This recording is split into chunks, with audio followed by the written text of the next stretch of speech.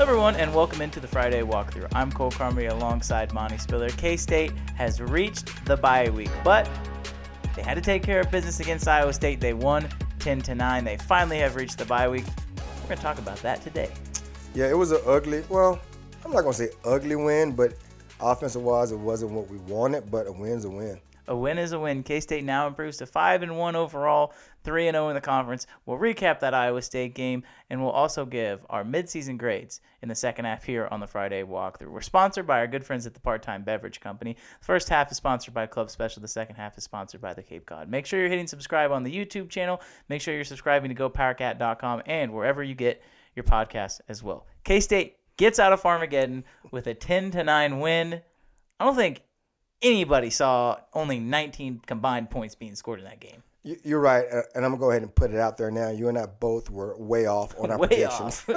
Not even close, but moving on. Don't live in the past. Yes. But no, honestly, I knew both defenses would play well. Had no idea how well both defenses would play, and it took a lot of plays for the offenses to move. We moved the ball decently, and I felt like our defense had a bend but don't break early, and then we got into our groove and we pretty much shut Iowa State down like I expected us to do, and we got the win. But, yeah, I figured there'd be more points on the board. It was shocking because you're just sitting there waiting for K-State to score. You're waiting for Iowa State to score. I mean, you're right. It was that bend but don't break mentality for K-State's defense in the first half, and you're sitting there and you're saying, okay, well, Iowa State's had the ball for the entire first quarter. Felt like it. But somehow K-State's winning. Yeah. Somehow they hit that long pass to Phillip Brooks, which Adrian Martinez, we'll get into all of this, but Adrian Martinez, I thought, played one of his better games throwing the football. He looked comfortable. He was making those throws. He was making plays. He finds Phillip Brooks, and then in the second quarter finds Malik Knowles on basically the exact same type of play, and then he obviously gets stripped at the 1 yard line.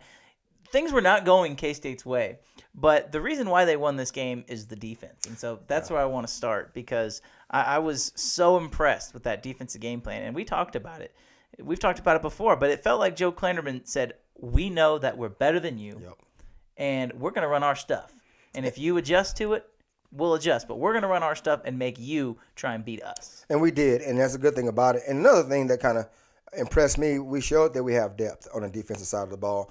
Even if a guy was tired, if a guy got injured, situational football, down and distance, we had different guys rotating in, and there wasn't a drop-off, which is good. A lot of teams can't do that. You get the first guys go in, but if a backup comes in, there's a drop-off, and usually that guy gets exploited. But like you said, Coach Klanderman came out with a plan. We imposed our will, and we showed people that we can win a football game on the defense side of the ball, and that's going to play big dividends going on and moving forward in the season. So Josh Hayes wins Big 12 Defensive Player of the Week. The second week in a row, a K-State player wins Defensive Player of the Week. Khalid Duke won it the week before. He comes out on the first series of the game. In comes Desmond Purnell, the Topeka Hayden alum, comes in, steps in admirably, does a really good job. He did, yeah. Kleiman said on Tuesday they didn't really change the game plan much when Des Purnell came in, but you had to think that he does things a little bit differently than Khalid does. Khalid is a lot bigger. He has a lot more experience. They're just different players. But again, it's that same position that they play. And I thought Des Purnell came in and did a great job. But Josh Hayes in the first quarter, I think he had eight tackles after the first quarter. It's like, is this guy going to get like 20 tackles in the game? He was running all over the place, and he really had an outstanding game. Now, you're right. And the fun part for me is because normally, you have your usual suspects when it comes to star players on defense. Each week, I feel like a new DB steps up for K-State. Week one, it was Savage, and then the following week it was somebody different. And the following week, you got somebody different. And this week, it was Hayes. And he played phenomenal. And one thing that they all have in common, they play fast and they play physical and they're smart players. And it's one of those things, I saw one play, I can't remember what it was, towards the end zone. Brents was getting on one of the safeties for not getting over the top, and you can see him correcting him. But it's one of those things where they agree, like, all right, I was wrong, you were right, thanks for taking care of me, get me lined up. But that speaks volumes to a defense that can talk and understand, hey, you're not lined up properly, I'm going to get you lined up so we won't get scored on. I'm excited about these guys. They have taken their game to a completely new level once conference play started. we talked about it before the season. This was kind of a question mark, was the secondary. It It was probably the biggest question mark of the team. And honestly, that has turned into an exclamation mark because they are playing outstanding. Josh Hayes, his ability, Chris Kleiman talked about it. He played cornerback at North Dakota State for him. Yes. Now he's playing safety. I want to ask you this as a former D-back. That transition, I think, is a lot harder than people would like to think. Oh, it is. It's funny you asked that because I actually came to K-State as a corner. And Bob Stoops was my coach, and I was a tall, lean guy. And back then, I was tall for corners. Now, corners are all over 6 foot. But for me to be 6 foot coming in, I was a tall corner. And then I like to hit, though. And so Coach Stoops was like, you like to hit so much, I'm going to move you to safety. And they did. But it is a different game. At cornerback, you're more a finesse player. You depend on your hips, your speed, and your ball skills. At safety, you have to be a combination of both. You got to have to be able to play the slot, play a tight end, take on the fullback.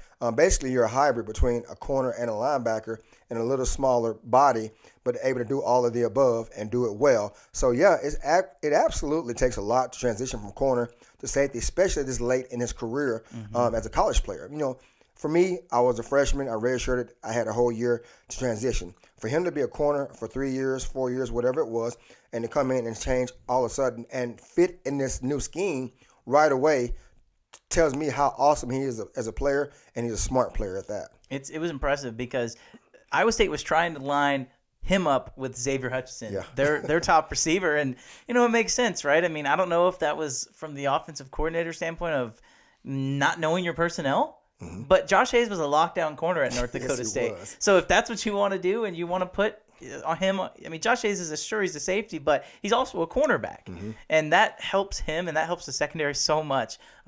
Xavier Hutchinson had a big game. He had over 100 yards receiving, but he never made that massive, giant play that he's made before in the past that's burned K-State and burned so many other Big 12 teams. They really kept him in check for the most part, and we'll talk about that drop on the sideline here in a little bit, but I was so impressed with Josh Hayes. I was so impressed with the D-backs because it can be very easy to lose your focus when you have a guy like Hunter Deckers who was just throwing slant routes, who's just throwing these over routes, they're drag routes constantly, running across the field, trying to really wear out you as a cornerback. And that's all they did. That was their offense. They did against KU. That's what they did in the first half against K-State. But I found it very interesting how K-State played them because in the first half, I don't know if you noticed this or not, they decided, okay, we're going to play back 5-6 yards off the ball, and if you guys want to run those crossing routes, sure, you can get 4 or 5 yards. In the second half, they completely changed that. They flipped the script. They played press coverage, and it rattled the quarterback. Oh, absolutely. And Coach Kleiman and Coach Kleiman, I'm assuming as well, did a great job of playing. And like you said, the first half we were bend but don't break. We allowed them to catch everything in front of us. And when they got close to the goal line, a lot of people don't realize it's hard to score on the goal line, especially if you're a passing team and you want to get the ball. The back of the end zone ultimately becomes an extra defender, and defensive backs and linebackers know that. In case they have guys who are long, who can play smart and force you to throw the ball high and make you throw those tough passes underneath when you get close to the goal line. But like you said, Iowa State went in. I'm assuming they probably didn't adjust to pressure or wasn't expecting pressure, and we come out in the second half and put pressure on them, and the quarterback's running for his life, forced him into some bad throws, and we had success. And that's what caused that fourth down play at the very end of the game. You can sit here and say Xavier Hutchinson dropped the ball because he did, but that was not the original plan. The original plan was not for Hunter Deckers to scramble around like a chicken with his head cut off and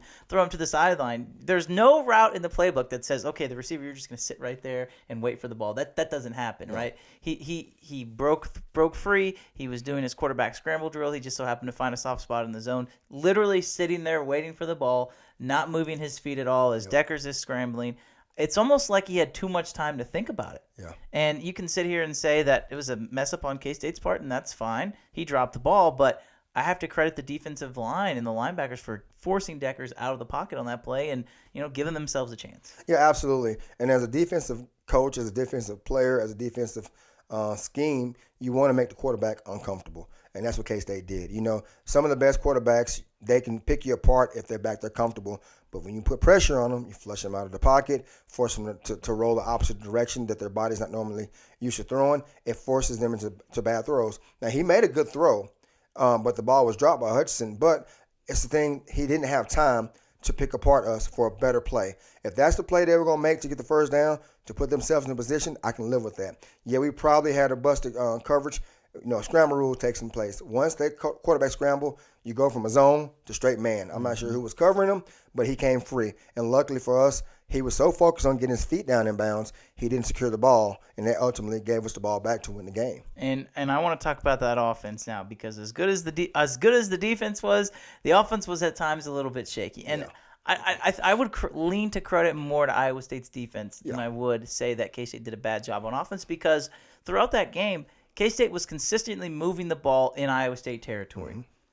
Then what would happen? Oh, here comes Will McDonald, one of the best edge rushers in all of college football. He sacks Martinez. Oh, here we go. Here we go again. There's a 3rd and 10. They force him after stopping the run 2 times. They force Adrian Martinez to try and make a throw, and K-State has to punt. I mean, credit Iowa State's defense. That defense is legit.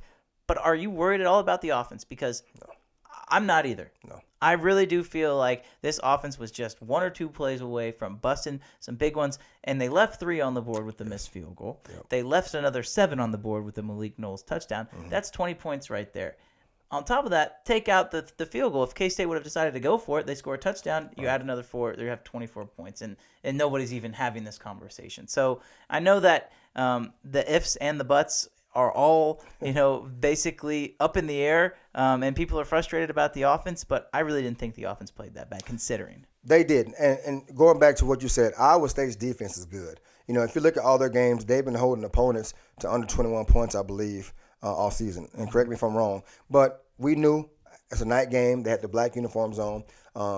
They're at home, and they're going to play motivated defense no matter who it is, but especially against K-State, Formageddon. And a lot of times you mentioned the sacks. And if you go back and watch the game, a couple of times it wasn't an old lineman getting beat physically. It was a missed assignment. They didn't slide in a certain way. They didn't pick up. And that's stuff that's fixable. Now, physically, if they were beating us, I would be concerned. Mm-hmm. But it wasn't physically. It was mentally. What we didn't do, not what they did, is what we didn't do. And we have a week off to correct those. And then the following week to prepare for TCU, we'll be okay. We'll be okay. There's no panic. If there is, it shouldn't be. The one play that I point to and say that this Iowa State defense is legit is when K-State decided to run the trick play. Because how many times have we seen Malik Knowles, Adrian Martinez catch a snap, hands it off to Malik Knowles, that play goes for 50 yards. Yep. That's a big play that K-State hasn't run in a while.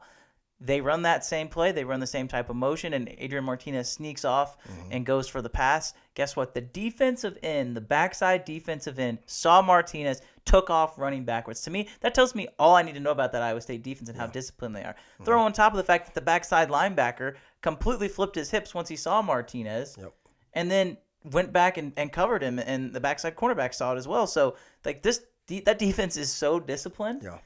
Most teams fall for that. Yeah, they're well coached. And we talked about it going into the game. They're well coached. They don't have the same collective group of athletes that they have in the past, but they're still good athletes. And like you said, they're well coached, they're disciplined, and there's nothing that they haven't seen. And with the defense they run, it's prepared to cover pretty much everything if each guy does his job. And that's what they did. And like you said, normally that play goes for a large gain or a touchdown because most defenses are undisciplined. They flow fast. They get the eyes in the backfield. They're worried about the motion rather than staying home, doing their job, and seeing if something comes back to where you belong. And that's what they did.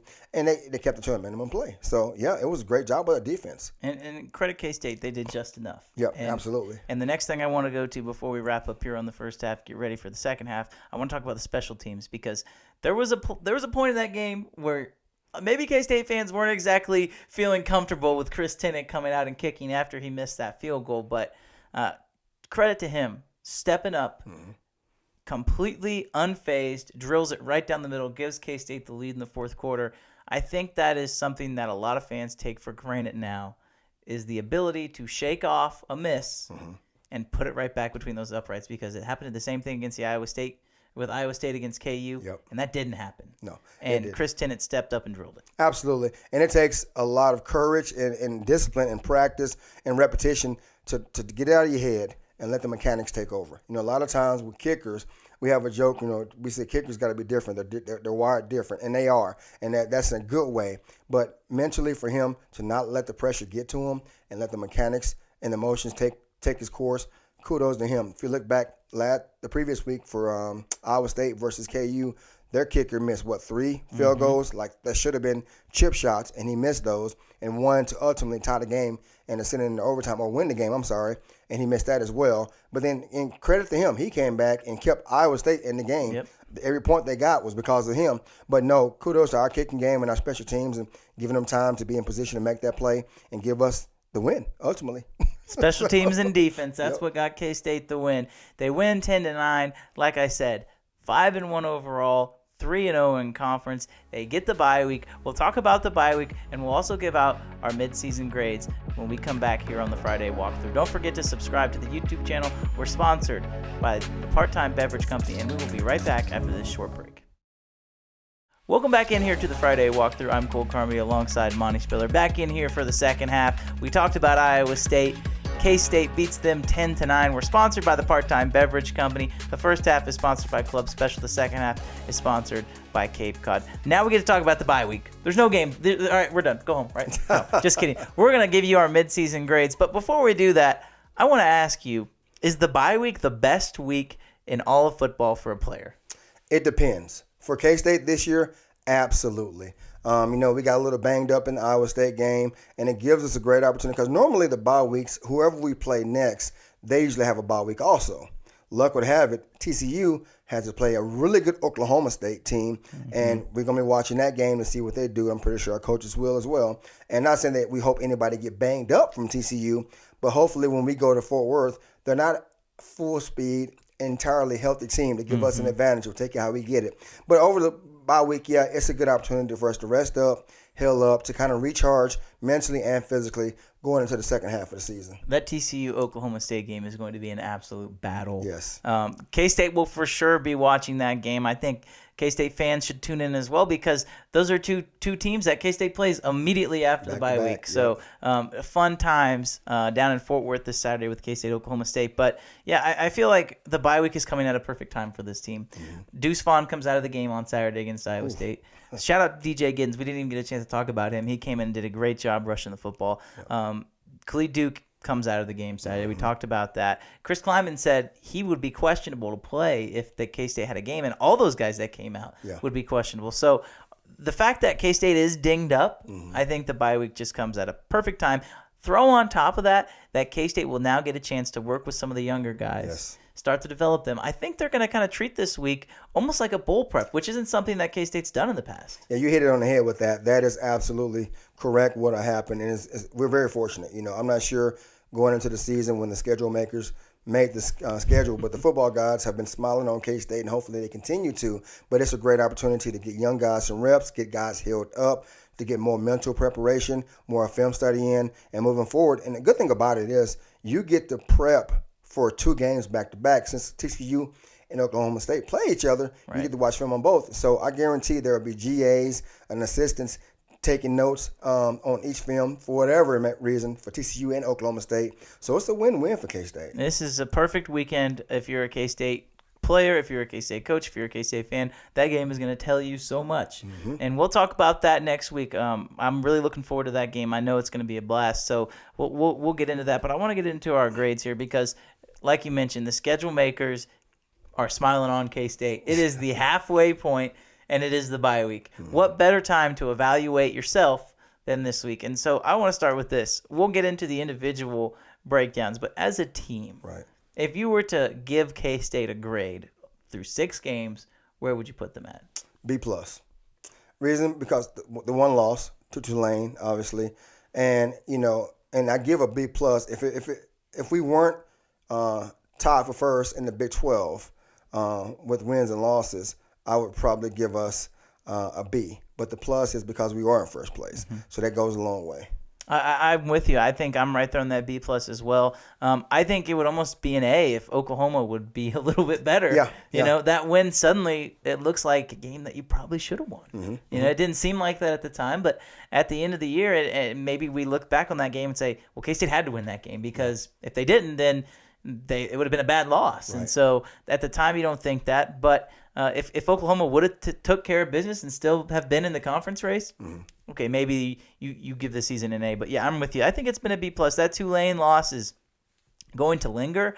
but I'm not sure K-State is where they are right now without that loss. No, it forced us to regroup and kind of look ourselves in the mirror and reevaluate what we have. We knew we played Tulane again. We beat them, and that's one of those things where we understand we cannot take a game off. And I don't think the team as a whole did, but there probably was some players at times, assumed that we were going to just turn it on and get the win late, and that didn't happen. And with the Oklahoma game, we, like I said before, it wasn't a must-win game, but we were desperate. And you talk about that Oklahoma game, the difference between our win versus TCU and Texas beating them. Texas was a neutral spot. There's a rivalry, so Oklahoma knew what they were getting into. TCU was in Fort Worth. We were in Norman on the road, night game, where we were underdogs, and we went in a hostile environment and basically took their soul. We imposed our will. So that speaks a lot prior to us playing them. And a lot of people forget, college football is a copycat league. I guarantee TCU watched film of our game and implemented a lot of stuff that we did on both sides of the ball and did it just as good, if not better, to beat Oklahoma. Yep, I'm with you. And the jury is still out, but K-State may have broken Oklahoma. We'll find out when they play KU on Saturday. If KU goes down there and wins that game, there's going to be some unhappy people in Norman. Let's get into the offense a little bit and go through position groups. Offensive line, you lose Taylor Potier. Andrew Langang's been out, who was a rotational piece. He's back now, but you have KT Leviston at left tackle, Cooper Beebe at guard, Hayden Gillum at center, Hadley Panzer at right guard, Christian Duffy at right tackle. As a whole, what is your grade on the offensive line? As of right now, I'm going to go with B. And the reason I say B, this group continues to get better every week. And, we have a couple of a couple of players. We lose them from injury early, and this group is starting to gel even more so. They've done really well so far, and I have no doubt moving forward they will continue to get better. And at the end of the season, I think I'll be telling you they're A+. Right now, they're a B. And as far as MVP of that group, it's Cooper Beebe. Oh, absolutely. I mean, he has been outstanding. He's been everything K-State wanted and more. He's definitely turned himself into an NFL draft prospect. I think he's got to be a first-round draft pick. There's no way that he's not. He could go in tomorrow and play in the NFL. He's that good. He's been the MVP. I'm with you. I'm around a B as well, but the offensive line has a lot of improving to do. I don't think there's any question about that, but they're still relatively inexperienced together, I guess you could say. Hayden Gillum's a first-time starter. Panzer is a first-time starter. Leviston is a first-time full starter. So they're still trying to gel. They're going to get better as the season goes on. Let's talk about the running backs. And, I mean, really, Deuce Vaughn is who we're talking about here. And he's been on a touchdown. He was on a touchdown streak. Now he's on a touchdown drought. He goes for 172 yards against Texas Tech. Gets held to 23 against Iowa State. But he also is dinged up. I think that is probably an accumulation of everything.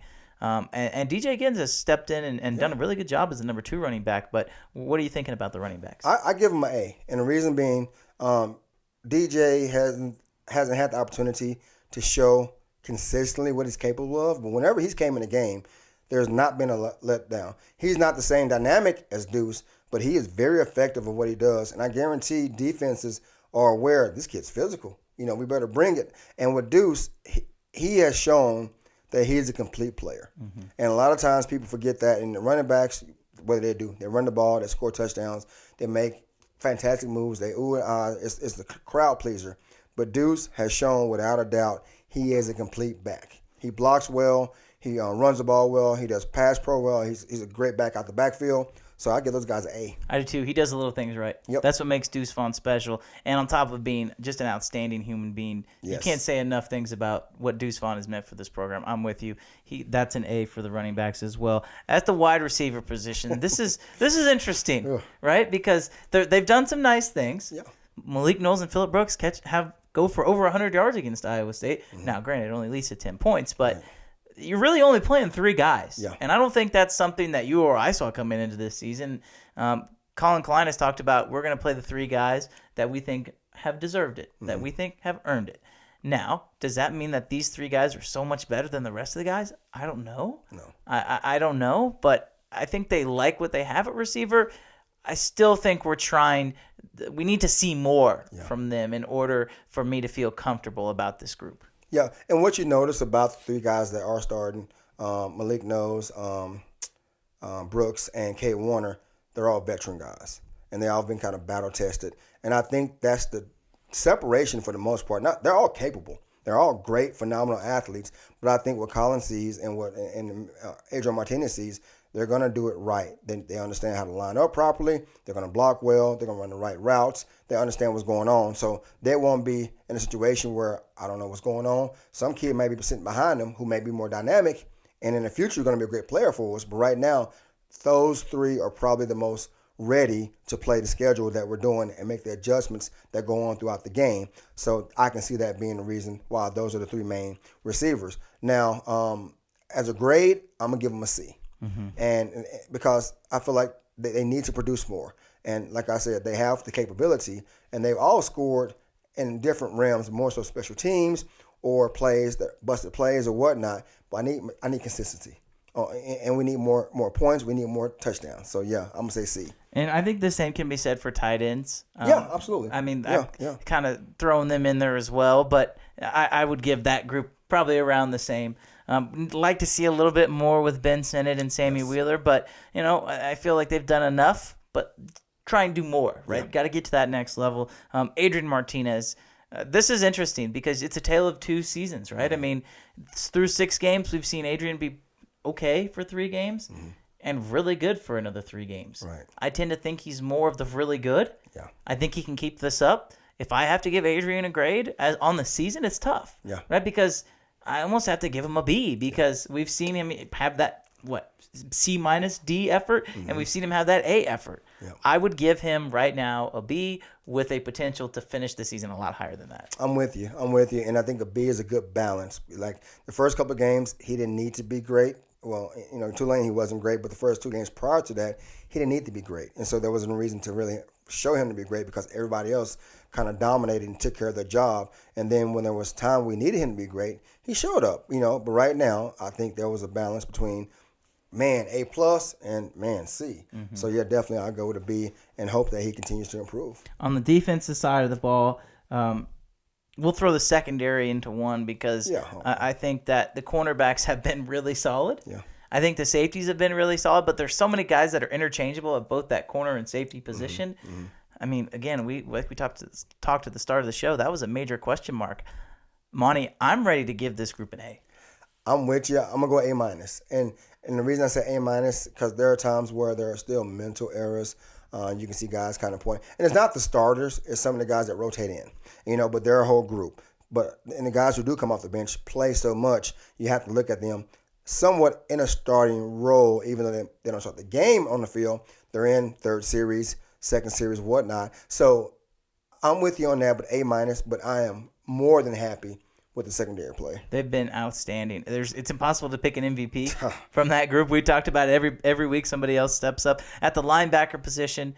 Again, that was another question mark of this defense. But Austin Moore and Daniel Green have solidified that. Daniel Green, we haven't hardly talked about him. He's been so steady. Yeah. He's been so solid. I don't know, B+? I go B+, and Daniel Green, he's a phenomenal player. He'll be an NFL type guy as well. But you're right, a lot of teams steer clear of him, and they go out the machine more, But he's been playing good. If I'm TCU going to the game, I'm like, maybe I'll go towards Green because Moore is making plays, man. He is balling, and the kid deserves more credit. And there's that linebacker core. They are good. They are. And they are good. The depth was a question mark, but I think they've solidified that just with how good Austin Moore has been. So I think completely blown away expectations at the linebacker position. Moving down to the defensive line as we wrap up the show here. It's hard because you expect so much out of Felix. You expect so much out of Nate Matlack. Felix has produced, I want to say, he's 5.5 sacks on the season. That's impressive. That's pretty good. Yeah. But you really haven't seen that other defensive end spot do much. But Eli Huggins has been really, really good. As a whole, I'll say B. I'm with you. I'm going to say B as well. Huggins is solid in the middle. He holds it down. I think if not for injury, it will be a B+ or even an A. But I think injuries played a major role in that. And they're rotating different guys. And at the D-line, you want to keep you guys fresh. And, unless it's 3rd down, you can put other guys in and kind of give your studs a breather, but it's hit and miss. But definitely a B, and they will improve if they can stay healthy. And moving forward, our D-line is going to be critical for us to make a run at the Big 12. Lots of improvement everywhere on the field for sure, defense and offense. No game this weekend for K-State. I want to pick this TCU and Oklahoma State game fast. Who do you have, and what's your score? Well, is it in Okie State? It's in Fort Worth. It's in Fort Worth. Ooh, man. Normally, prior to last week, I would have been heavy on Oklahoma State side. But after Tech went to Stillwater and probably should have beat Okie State because they led a large part of the game, I'm kind of curious to see how that goes. TCU's coming off a tough win. I'll say TCU. Because both teams score a lot. They do. They do. Jeez. It's gonna be a battle. 34-28. 34-28 TCU. I'm gonna pick Oklahoma State. I think the Cowboys are better. I'm not sold on TCU just yet. I'm with you. I'm not sold. I think TCU could win. Don't get me wrong, but until they prove to me they can beat somebody worth a dang, I'll take Oklahoma State. I'll say it's close. 33-30. We'll have the Cowboys. I got the Cowboys. He's got the Horned Frogs. K-State will be tuned into that game. Make sure you tune in as well. Thanks, everybody, for tuning into the Friday Walkthrough. I'm Cole Carmody. That's Monte Spiller. We're sponsored by the Part-Time Beverage Company. Make sure you're subscribing to GoPowerCat.com as well as this YouTube channel. Don't forget to leave it a like, subscribe on all the podcast platforms, and we will talk to you next Friday.